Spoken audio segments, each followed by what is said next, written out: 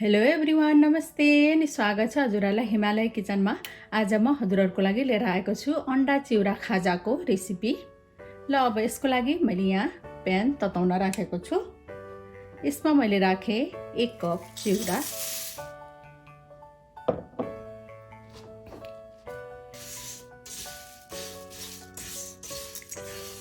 अब यो चिउरा राखेपछि यसलाई केही बेरको लागि यसलाई भुट्नुपर्छ।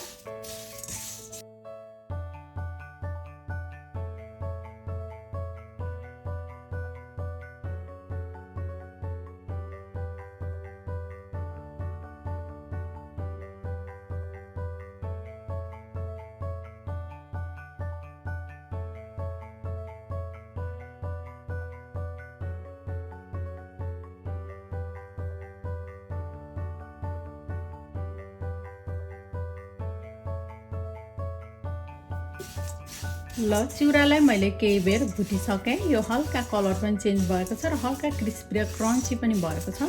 अब म यसलाई एउटा प्लेटमा सार्छु। ल फेरि मैले यहाँ प्यान बसाएँ र प्यानमा मैले तताउन राखेको छु 1 ठुलो चम्चा तेल र तेल राम्ररी ताती पनि सकेको छ। मैले यसमा पुऱ्याएँ 1/4 चम्चा जिरा, एउटा हरियो खुर्सानी, 2टा जति लसुनको पोटीलाई यसरी कुटेर राखेको छु र मैले राखेँ एउटा मिडियम साइजको प्याज,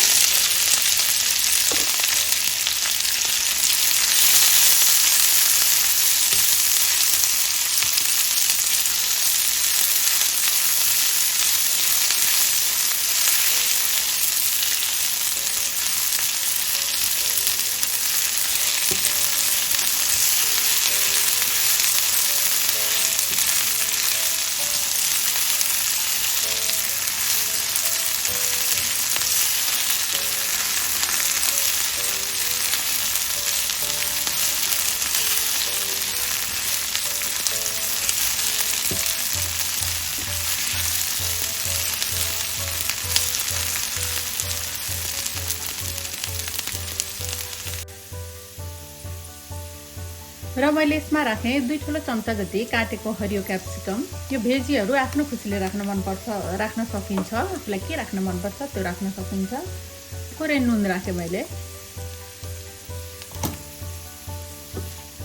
अब 1-2 मिनट जति यसलाई यसरी भुट्दै पकाउँ। धेरै बेर चाहिँ पकाउनु हुँदैन।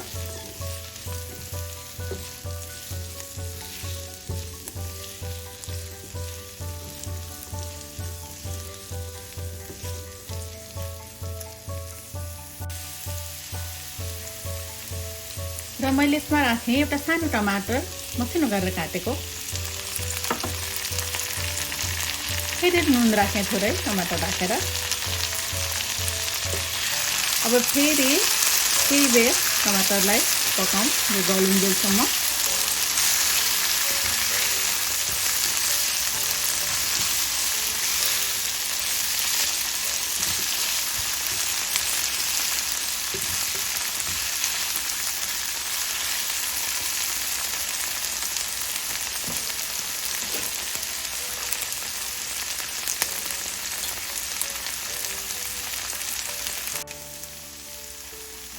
र अब टमाटर पनि हल्का गलेपछि मैले यसमा राखेँ 2टा अन्डा। फेरि नुन राखेँ थोरै अन्डा राखेर।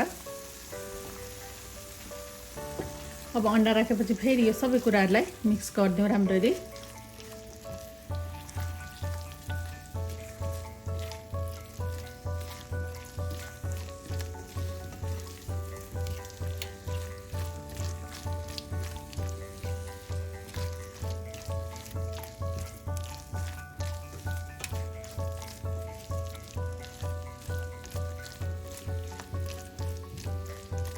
अब यसलाई यतिकै केही बेर पकाउँ।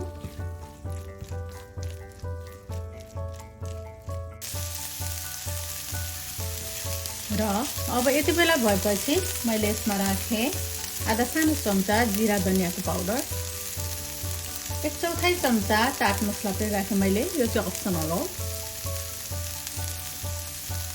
फेरि यसलाई मिक्स गरिदिउँ।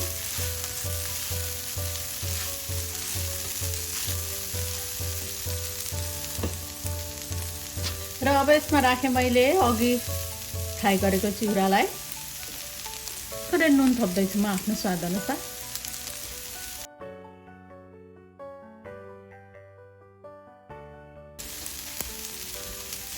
र एक सानो चम्चा जति कागतीको रस यसमा राखेँ मैले। थोरै धनियाको पत्ता मिक्स गरिदिउँ। अब फेरि यसलाई यतिकै चलाउँदै 2-3 मिनट जति पकाउनु पर्छ।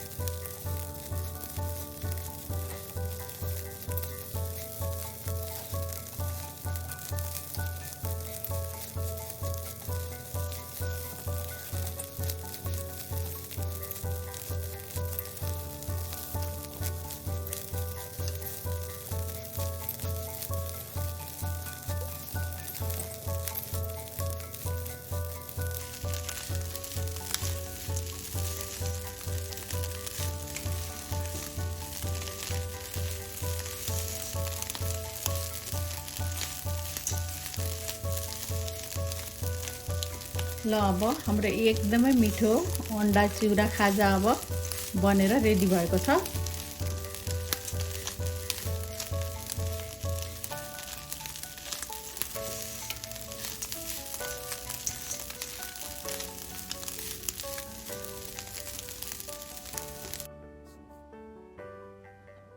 एकदमै मिठो अन्डा चिउरा खाजा अब बनेर यसरी खानको लागि रेडी भएको छ।